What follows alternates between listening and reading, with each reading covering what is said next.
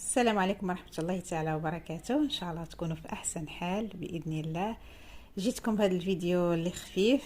بغيت نشارك معكم هاد الرشيمه وهاد الطريزه اللي سبق لي وحطيت هذا الرشمه، ولكن في الالوان اللي ما حطيتهاش ديال هذه ديال المرتديله.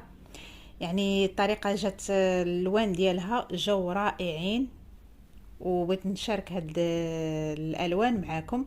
يعني اي اخت عندها هاد اللون ديال المرتديله، هذا هو احسن لون اللي غيجي معاها.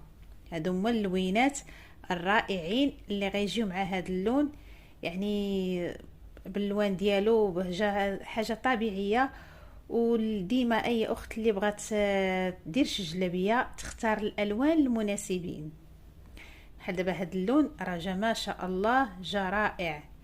يعني جا الطابع ديال اللوينات جاو عاطين في الثوب. يعني واخا كاين بعض المرات الثوب ديال المرتديله كنلقاو فيه الصعوبه بزاف باش غنختاروا ليه الالوان اللي غيناسبوه، لكن هاد اللون ما شاء الله جا رائع، جا متناسق، ناسق بزاف مع ما شاء الله مع الثوب كما وريتكم. ها هو يعني كما كتشوفوا فيه، يعني جا هاد الالوان الخزي مع هاد الالوان راه جاو متناسقين بزاف.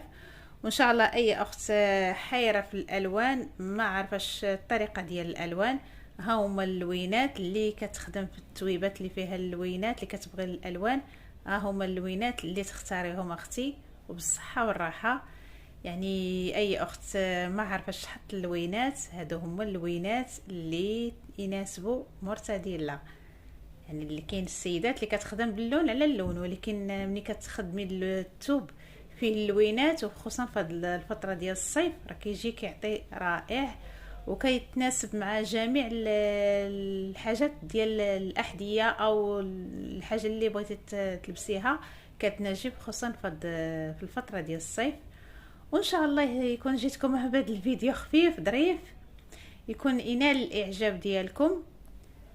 ان شاء الله تنرجع نحط لكم فيديوهات جداد، حاجه جديده، خصوصا في الفتره ديال الصيف اللي كتبغي الطريزات، كتبغي حاجه خفيفه، كتبغي جلابيه خفيفه ومع اللوينات، مع يكون اللون مبهج عاطي اللوينات ديال الصيف.